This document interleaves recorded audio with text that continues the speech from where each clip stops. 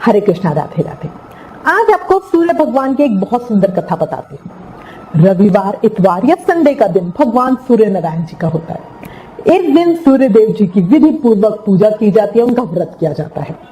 देखो, एक बात समझो, सूर्य जीवन का आधार है, इसलिए सबको रोज सूर्य को जल अर्पित करना चाहिए। वैशाख माह में सूर्य को जल अर्पित करने का विशेष महत्व होता है। सूर्य को जल अर्पित करने से हमारे जीवन के बहुत से कष्टों का निवारण हो जाता है।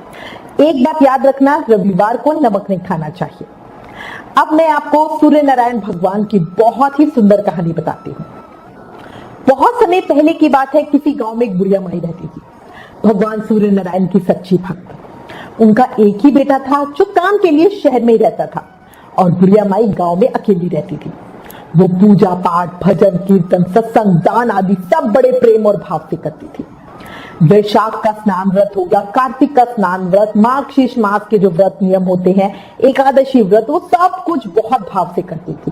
वो नियम से हर रविवार को सूर्य भगवान के निमित्त व्रत करती थी, पूजा करती थी।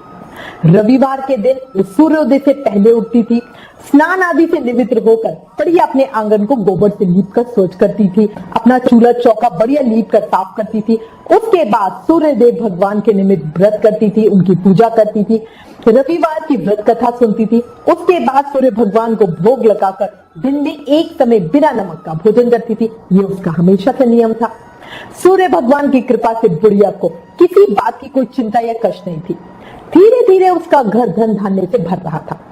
बुढ़िया ने कोई गाय नहीं पाल रखी थी, इसलिए वो अपने पड़ोसन के आंगन में जो गाय बंधी हुई थी उसका गोबर लाती थी। उसकी पड़ोसन जिसकी गाय का गोबर बुढ़िया माई लेकर आती थी, वो पड़ोसन बुढ़िया माई की संपन्नता से, उनके सुख से बहुत जलती थी और सोचती थी, ये बुढ़िया मेरी गाय का गोबर लेती है तभी इतनी खुश है। गाय की देखभाल सेवा मैं करूं और गोबर ये ले जाती है। ऐसा सोचकर उसने क्या किया कि वो अपनी गाय को अपने घर के भीतर ही बांधने लगी। अब रविवार का दिन आया, रविवार को बुढ़िया माई को गोबर नहीं मिला। अब वो आंगन ही नहीं लीप पाए, क्या करती वो, है ना। आंगन ना लीप पाने के कारण उस दिन बुढ़िया माई ने सूर्य भगवान को भोग ही नहीं लगाया, क्योंकि जब तक चूल्हा चौका लीपेगा नहीं तब तक भोग बनेगा नहीं, और भोग बनेगा नहीं तो भोग लगेगा नहीं। और उस दिन स्वयं भी भोजन नहीं किया, क्योंकि भाई नियम था जब तक मैं आंगन लीपूंगी नहीं तब तक भोग नहीं बनाऊंगी, भोग नहीं बनाऊंगी तो भोग लगाऊंगी नहीं, और जब तक भोग नहीं लगेगा तो मैं खुद कुछ नहीं खाऊंगी। अब सूर्य होने पर बुढ़िया माई भूखी प्यासी यूं ही पड़ी रही और ऐसे ही सो गई। रात्रि में सूर्य भगवान ने उसे स्वप्न में दर्शन दिया और व्रत ना करने का और उन्हें भोग ना लगाने का कारण पूछा। तो बुढ़िया माई बहुत ही दुखी होते हुए बोली कि पड़ोसन ने घर के अंदर गाय बांध ली, अब मुझे गोबर नहीं मिला, बताओ मैं क्या करती। सूर्य देव भगवान को बुढ़िया माई की सरलता पर, उनकी सादगी पे बहुत प्रेम आया और वो अपने भक्त की परेशानी जानकर दुखी भी हुए। उन्होंने कहा, हे माता, तुम हर रविवार को मेरी पूजा और व्रत करती हो, मैं तुम्हारी भक्ति से अति प्रसन्न हूँ और तुम्हें ऐसी गाय प्रदान करता हूँ जो तुम्हारे घर आंगन को धन धान्य से भर देगी, तुम्हारी सभी मनोकामनाएं पूरी होगी। जो भी रविवार का व्रत करता है मैं उसकी सभी इच्छाएं पूरी करता हूँ। मेरा व्रत करने और कथा सुनने से बाद स्त्रियों को भी पुत्र की प्राप्ति हो जाती है, दुखियों को सुख मिलता है और अंत समय में मैं उन्हें मोक्ष भी देता हूँ। अब सपने में उस बुढ़िया माई को ऐसा वरदान देकर सूर्य भगवान अंतर्ध्यान हो गए। सुबह उठकर बुढ़िया माई ने देखा कि उनके घर के आंगन में एक बहुत सुंदर और गाय बछड़ा खड़े हुए हैं। अब बुढ़िया माई ये देखकर बड़ी खुश हो गई। गाय को आंगन में बांधकर उन्होंने जल्दी से चारा लाके गाय को खिलाया। पड़ोसन ने उस बुढ़िया माई के आंगन में बंधी सुंदर गाय और बछड़े को देखा तो वो और अधिक जल गई। तभी पड़ोसन ने क्या देखा कि गाय ने गोबर किया है और गोबर में एक लड़ी सोने के गोबर की है और एक लड़ी सामान्य गोबर की। अब तो वो जो पड़ोसन थी वो और ज्यादा जल गई। सोने का गोबर देखते ही पड़ोसन की आंखें फट गई। पड़ोसन ने बुढ़िया माई को आसपास देखा, वो तो वहां दिखी नहीं, तो उसने तुरंत ही वो सोने की जो गोबर की लड़ी थी उसको उठा लिया और अपने घर में ले आई। अब बुढ़िया माई भोली भाली, उसको कुछ पता नहीं था। उसने देखा सामान्य गोबर वहां पड़ा हुआ था, उन्होंने बढ़िया उस गोबर से अपना चौका लीप लिया, भोजन बना लिया, भोग लगा लिया और खुद जीम लिया।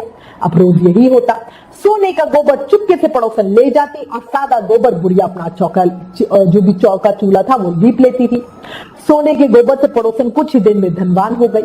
गाय रोज सूर्योदय होने से पहले गोबर किया करती थी और बुढ़िया के उठने से पहले ही पड़ोसन सोने का गोबर उठा के ले जाती थी, तो और सादा गोबर छोड़ जाती थी, तो बुढ़िया माई को कुछ पता भी नहीं चलता था। बहुत दिनों तक बुढ़िया को सोने के गोबर के बारे में कुछ नहीं पता चला। बुढ़िया माई पहले की तरह हर रविवार को भगवान सूर्य नारायण का व्रत करती और कथा सुनती, पूजा करती, बढ़िया भोग लगाती। सूर्य देव भगवान ने सोचा मैंने बुढ़िया माई को दिया पर इसे लेना नहीं आया। एक दिन सूर्य देव भगवान ने तेज आंधी चलाई। आंधी का प्रकोप देख के बुढ़िया माई ने गाय को घर के भीतर बांध लिया। सुबह उठकर बुढ़िया माई ने देखा कि सोने का गोबर पड़ा हुआ है तो उसे बड़ा आश्चर्य हुआ। अब उस दिन के बाद से बुढ़िया माई गाय को घर के भीतर ही बांधने लगी। सोने के गोबर की लड़ी से बुढ़िया माई कुछ दिनों में ही बहुत धनी हो गई। उस बुढ़िया के धनी होने से पड़ोसन पूरी तरह जल भुनकर राख हो गई और उसने अपने पति को समझा बुझाकर उस नगर के राजा के पास भेज दिया। राजा को जब बुढ़िया माई के पास सोने की गोबर देने वाली गाय के बारे में पता चला तो उसने अपने सैनिकों को भेजकर बुढ़िया की गाय लाने का आदेश दिया, क्योंकि जो पड़ोसन का पति था उसने राजा को भड़का दिया कि ऐसी सुंदर गाय तो राजा के पास होनी चाहिए, बुढ़िया माई के पास नहीं। अब सैनिक उस बुढ़िया माई के घर पहुंचे। उस समय बुढ़िया माई सूर्य भगवान को भोग लगाकर स्वयं भोजन ग्रहण करने बैठने ही वाली थी। राजा के सैनिकों ने गाय और बछड़े को खोला और अपने साथ महल की ओर ले जाने लगे। बुढ़िया माई ने सैनिकों को गाय और बछड़े को ना ले जाने के लिए बहुत प्रार्थना की, बहुत रोई चिल्लाई, लेकिन राजा के सैनिक नहीं माने। गाय और बछड़े के चले जाने से बुढ़िया माई बहुत दुखी हुई।